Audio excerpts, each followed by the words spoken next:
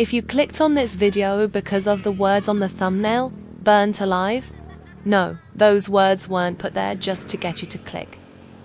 Something happened during this ceremony that I was absolutely not expecting to see. At first, I didn't even understand what was happening, and when I started asking people around me questions, I got very different answers about what I was actually witnessing. I'm not going to tell you what it was just yet because I want you to experience this ceremony in the same order that I did. But I can promise you one thing, the words burnt alive were there for a reason, and we'll get to that.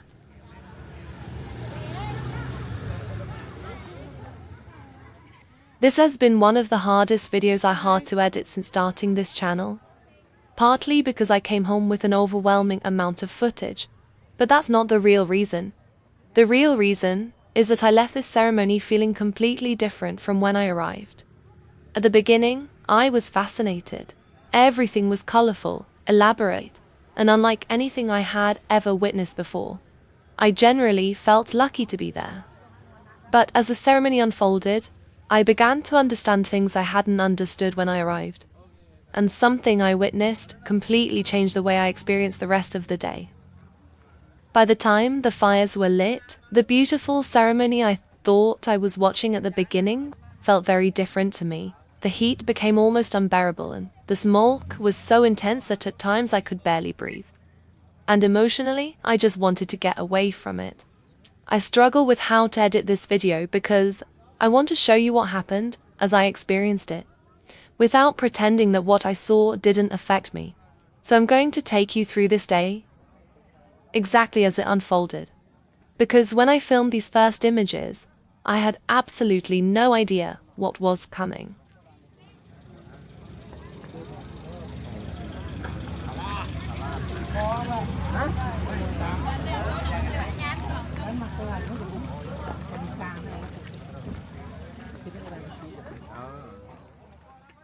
What you're looking at are called petulangan, elaborate animal-shaped sarcophagi made specifically for the cremation. They aren't permanent coffins. During the ceremony, the remains of the deceased are placed inside them, and eventually, the petulangan and the remains are cremated together. Different petulangan can take different animal forms, including boars, lions, deer, and other real or mythological creatures. Their designs aren't simply decorative. Traditionally, the form can carry a religious meaning and can also reflect the social status, family tradition, and customs of the deceased. The bull-shaped version is known as a lembu and is one of the best-known forms used in Balinese cremation ceremonies. This was a communal Ngaben, meaning several families were participating in the cremation ceremony together. Most of the people represented here had actually died some time ago and had already been buried. For this particular ceremony, I was told that remains had been exhumed beforehand, and small physical remains, including bones, would represent those deceased during the cremation. Those remains were carefully wrapped before being placed inside their individual petulangan. Offerings were also placed inside this part of the ritual.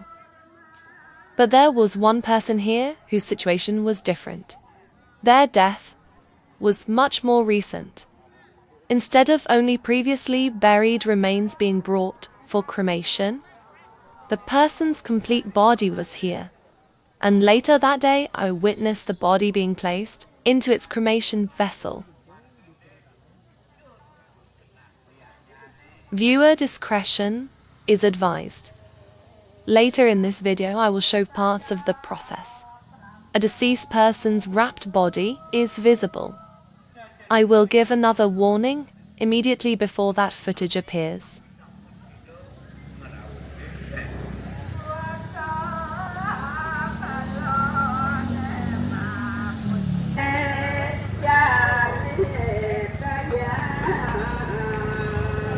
Lanturane sana mangkene ring lanturan punika inik cerita inik bobaosane wana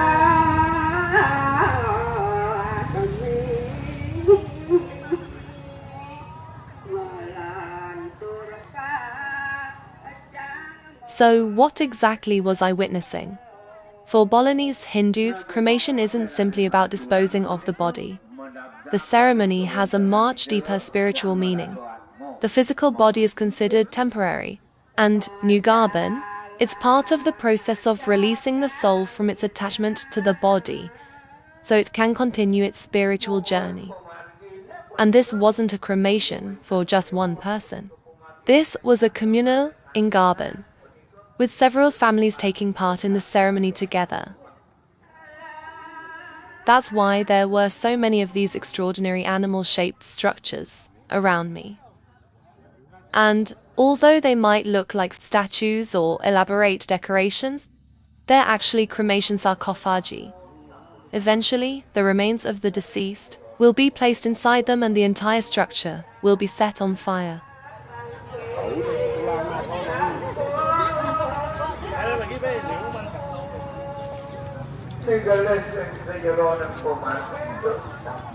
Dắt sang hết việc rồi nha bà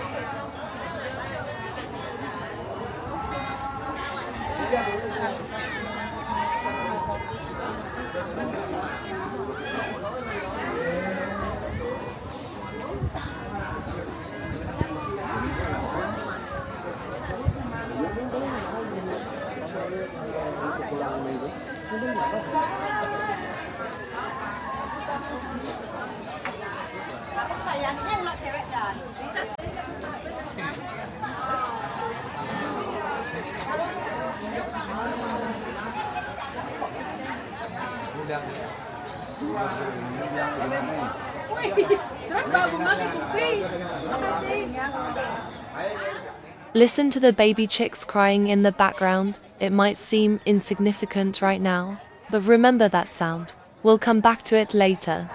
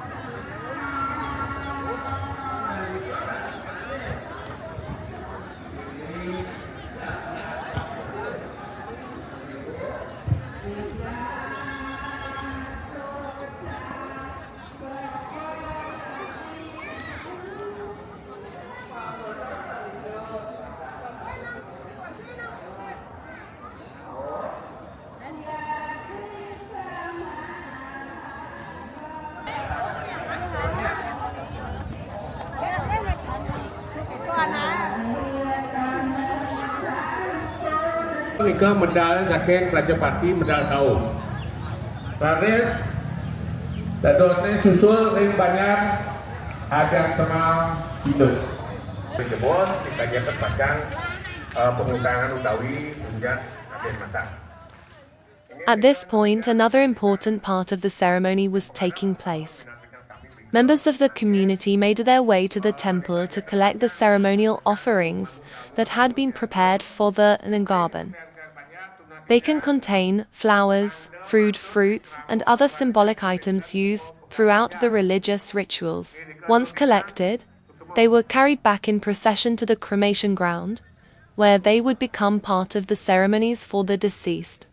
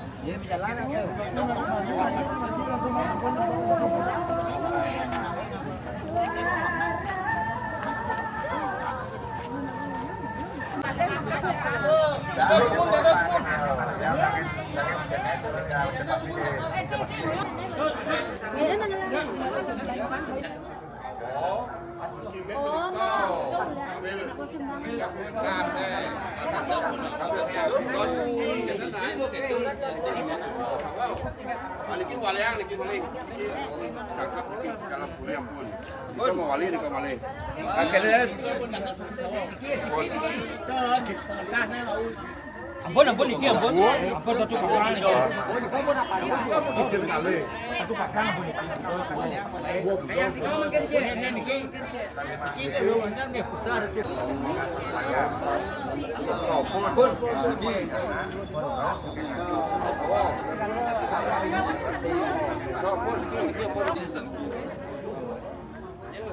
Jangan.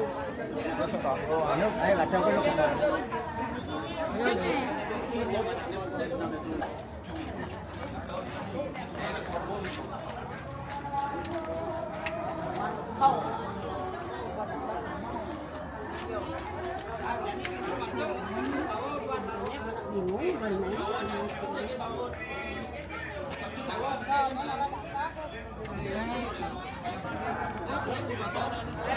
No, ven, ven, ba rồi ra mà. Mình gói chứ không?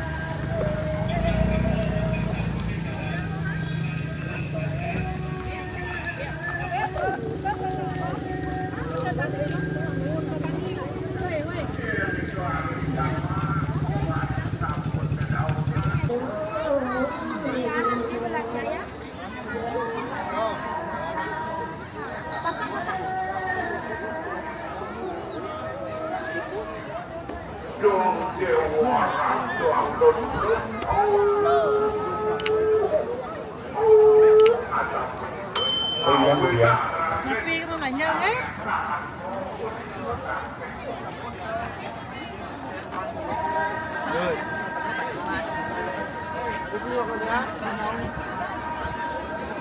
Sarang sami makin natap tebasan dur mengalung sarang sami.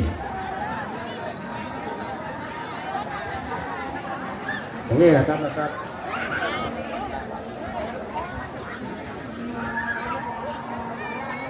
Coba dengan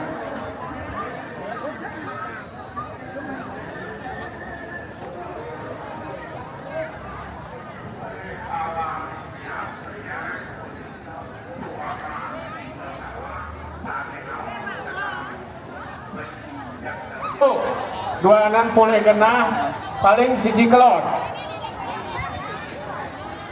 sampun kenten kesusul ring banyak anak semua kaja kau ika boleh kena kalar sisi kelot sampun kenten raris ring banyak kliket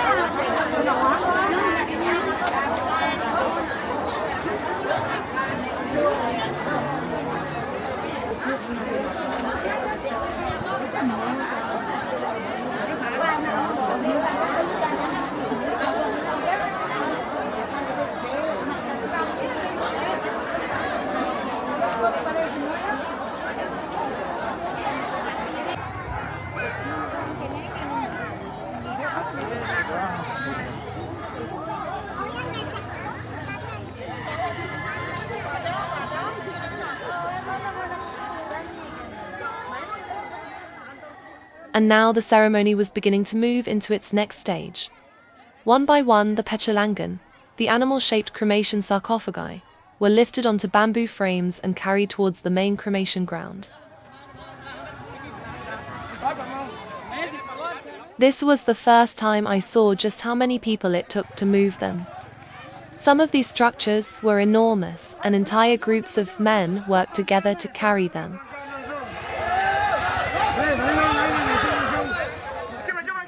Each petulangan represented one of the deceased, taking part in these communal Ngaben.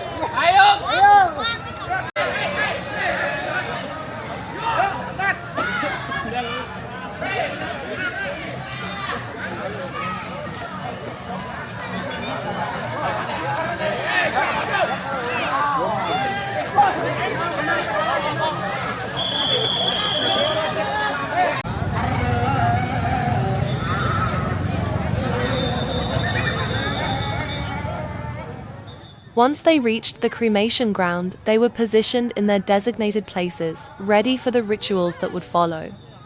Later, the wrapped remains of each deceased person would be placed inside their petulangan, before both the remains and the structure itself were consumed by the fire.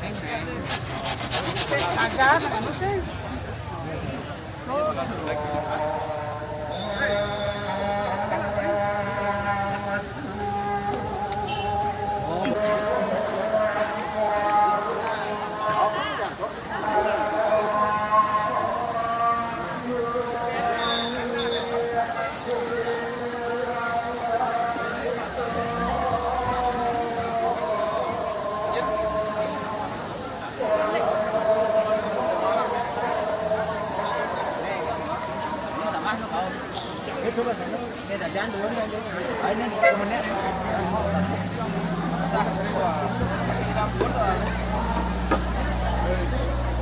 Jauh dah pop jauh ni jauh ni. Tapi ada yang tu. Orang tu. Kang masih kang kena.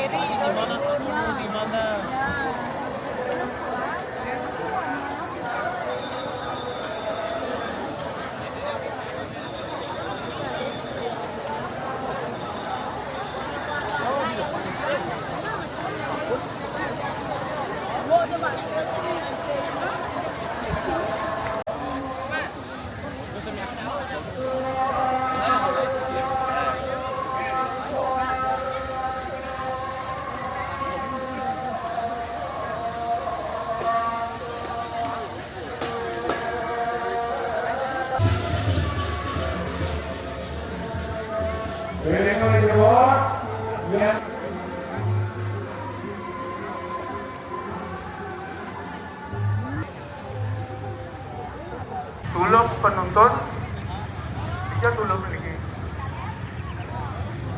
Pun ada gang, kajang, damaranganan, tapi muda tahu layur, tahu.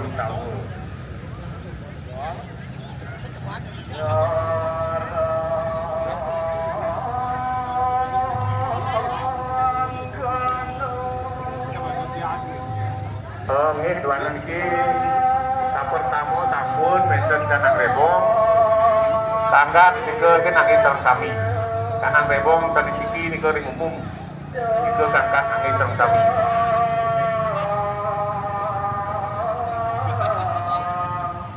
Ada nama jalan ke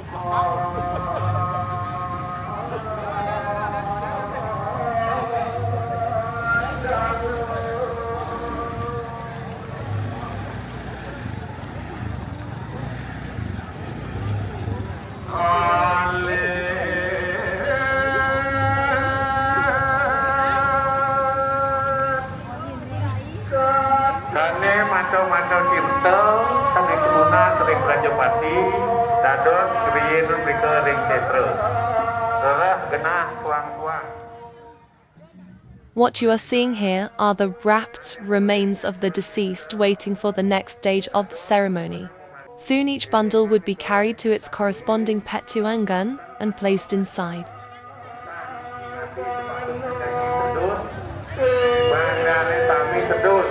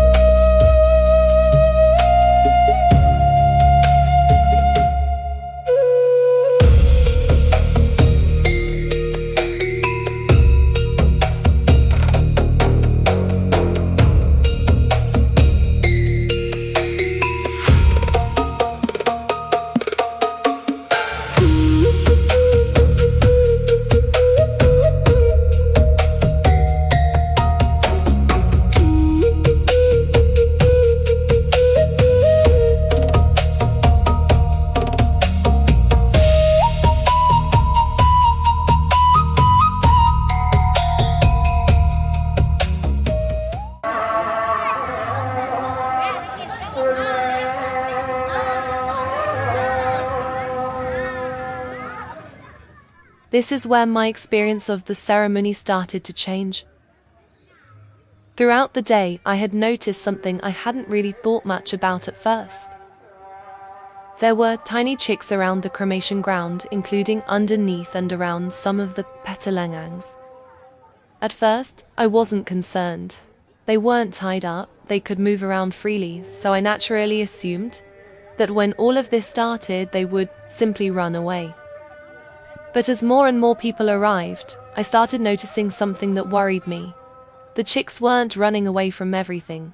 They were frightened by the crowds, and some of them were hiding underneath the petulangan.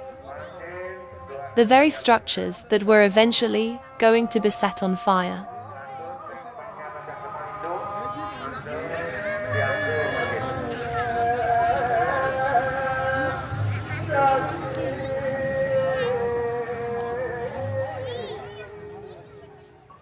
And then I saw one of the chicks in the crowd. There were people everywhere, and this tiny chick was literally underneath people's feet. People were stepping around him and on him, while he was desperately trying to get away. That's when I stopped filming and picked him up. One of his legs was already injured. Around the knee was red, badly swollen. I carried him away from the crowd and left him in a quiet, wooded area, far enough from the cremation grounds that hopefully nobody would step on him again. I saw him running and putting weight on both legs before I left him there. I don't know what happened to him afterwards, but at least at that moment he was alive and he was away from the crowd.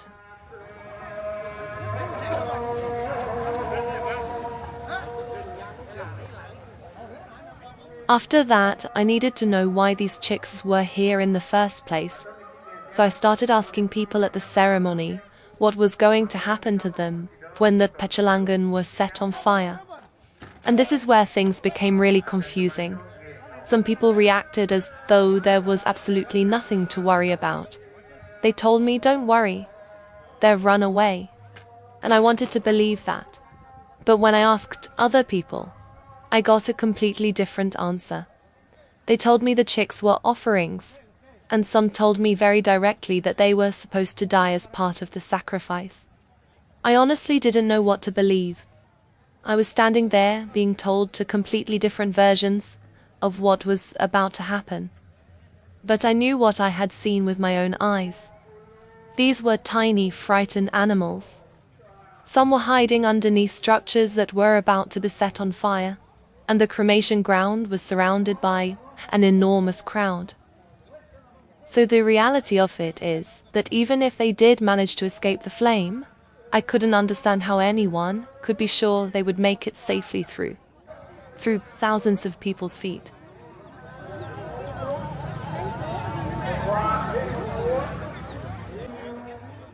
And that's what the words on my thumbnail, "burnt alive," are referring to. I'm using the question mark for a reason. I cannot tell you that I personally witnessed a chicken burning to death. I didn't. But I can show you what I saw. I can tell you what people at the ceremony told me, and you can make up your own mind about it.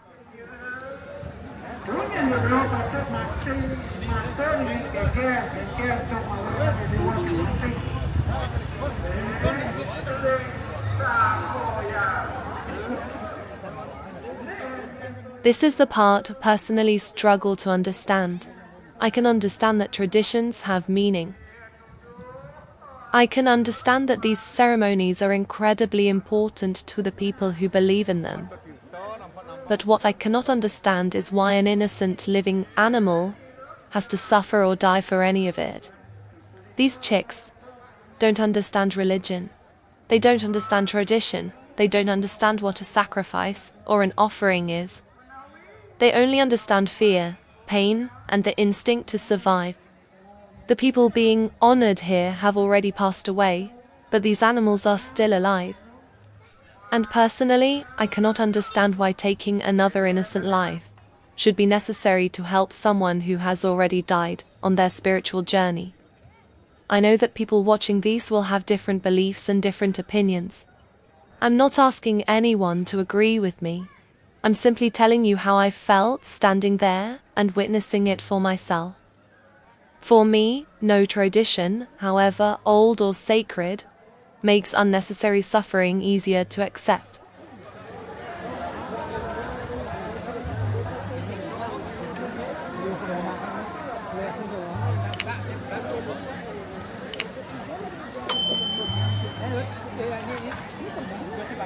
Elingan balik ke matur, disambut, rauh ring petulangan.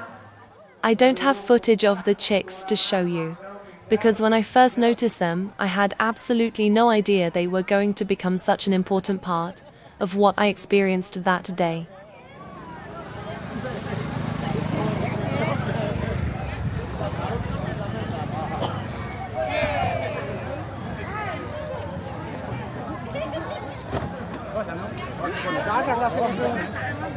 Oh, tak habis. Aduh, gua kan kita ada.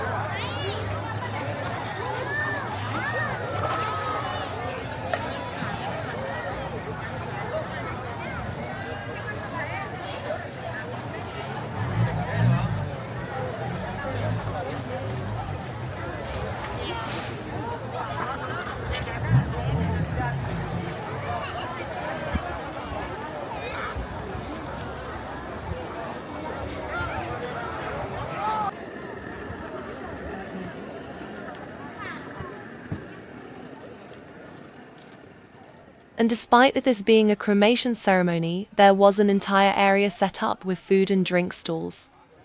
People were buying snacks, meals, and drinks throughout the day, which really showed me how different it is from the kind of funeral I grew up understanding. It wasn't only a moment of mourning. For the families and the wider community, this was also a large gathering, with people eating, talking, and spending much of the day here together. Cầu tràn á, trước cầu tràn á. Tidak boleh melarang kebakaran.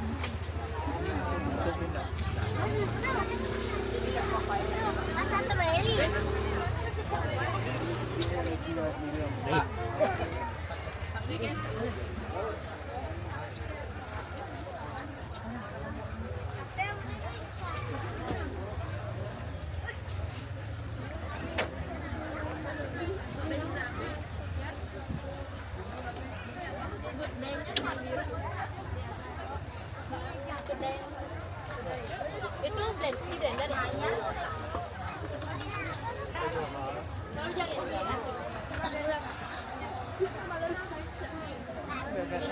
Sendiri ada.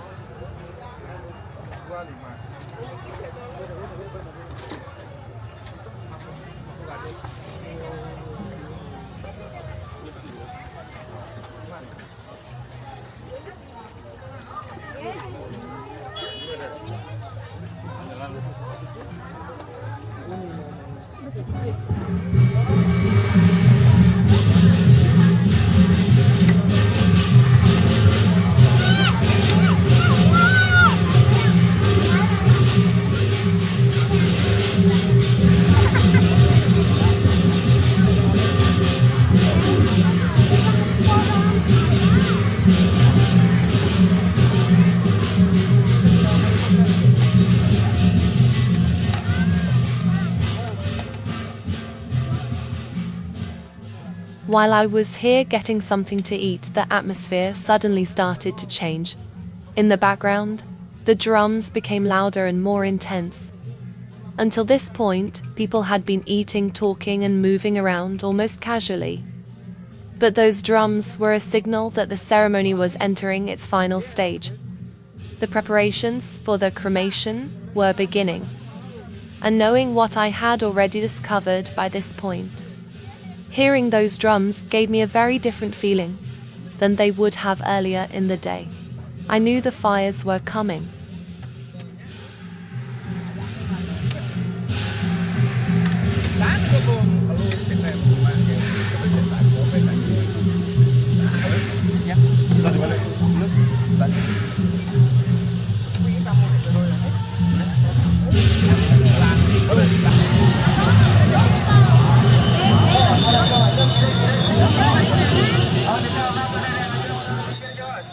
And as we got closer to the cremation, the atmosphere became more and more intense. The drums were incredibly loud. People were shouting, moving everywhere, and thousands of people were now surrounding the cremation ground. And I kept thinking about what I had been told earlier. Don't worry, the chicks will run away.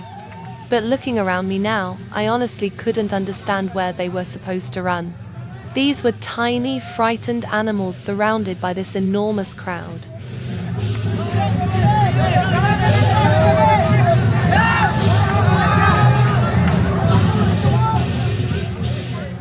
Even if they managed to escape from underneath the petulangan before the flames reached them, they would still have to somehow make their way through all of these people without being stepped on. And I had already seen that happen. The chick I picked up earlier had been underneath people's feet, and one of his legs was already badly swollen and injured. So as they began preparing to light the petulangan, I kept looking underneath them. I was hoping I wouldn't see another chick, But by this point, with so many people surrounding everything, I had no way of knowing where they all were. I couldn't tell you whether they had escaped, whether they were still hiding underneath, or what was about to happen to them. All I could do was hope that somehow they had made it out.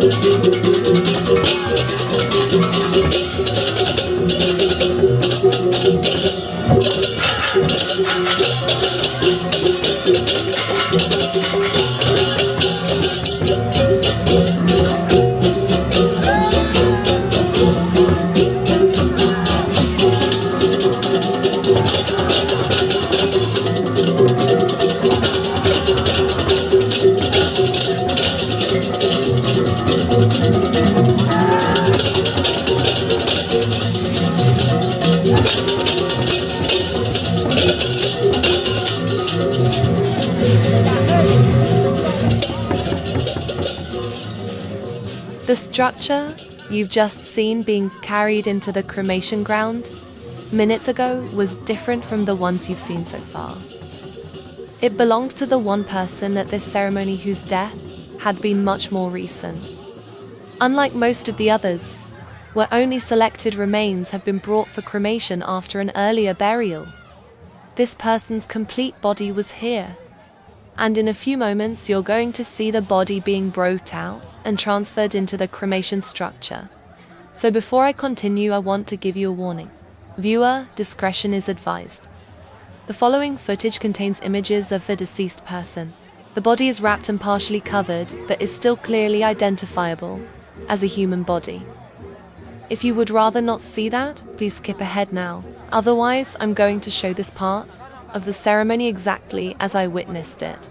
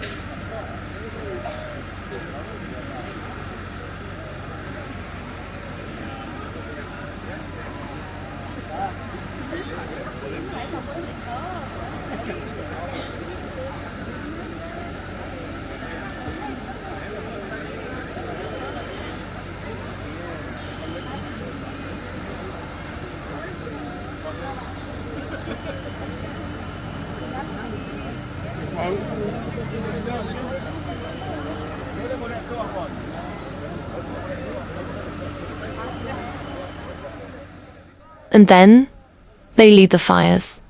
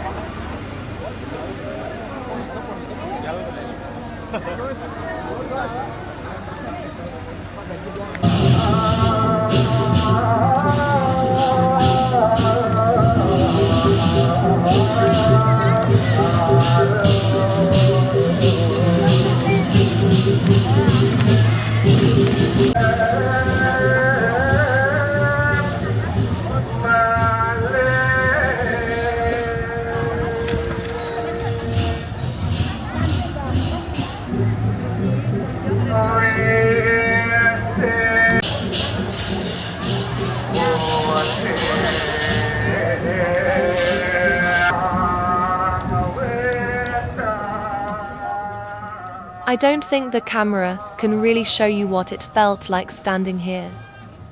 I knew there were going to be fires, but I wasn't prepared for anything like this. The heat was overwhelming. The flames were enormous, and within seconds everything was surrounded by thick smoke. It became difficult to breathe. My eyes were burning. The smoke was choking, and everywhere I looked there was fire.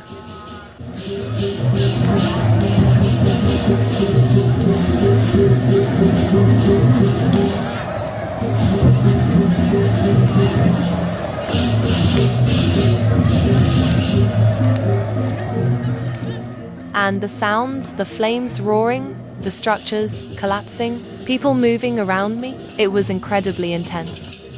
At one point, I remember looking around and thinking, this feels like hell on earth.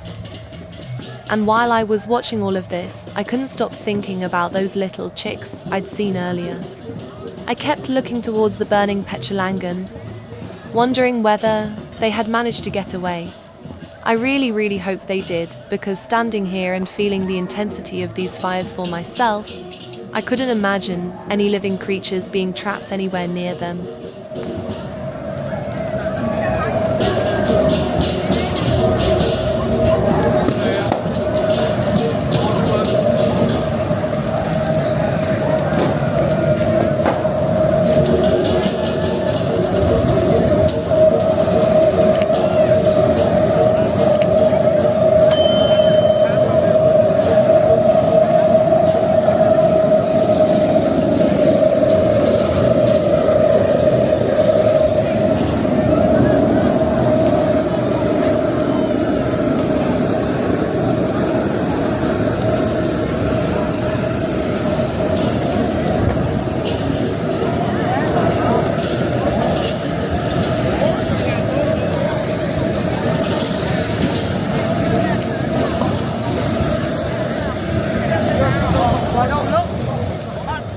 Filming this was much harder than these images probably make it look. To get these shots, I had to get incredibly close to the fires. The heat was intense, but honestly, the smoke was worse. Every time the wind changed direction, it would come straight towards me. And there were moments when I could barely breathe or keep my eyes open. I don't even want to think about how much smoke I inhaled that day. I kept stepping back to catch my breath, and then going closer again to keep filming. Watching it now on a screen is one thing. Standing right there, surrounded by the heat, the smoke and the flames, was something completely different.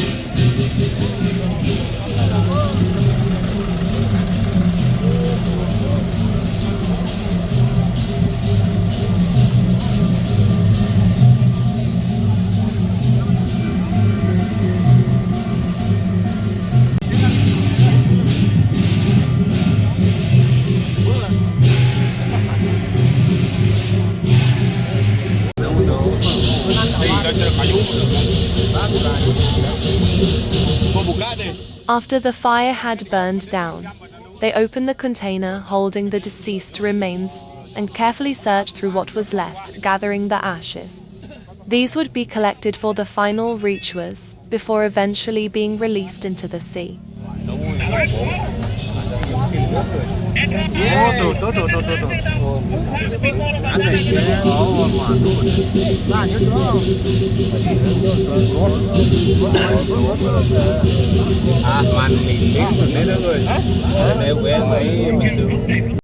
If you stayed with me all the way until the end, thank you so much for watching.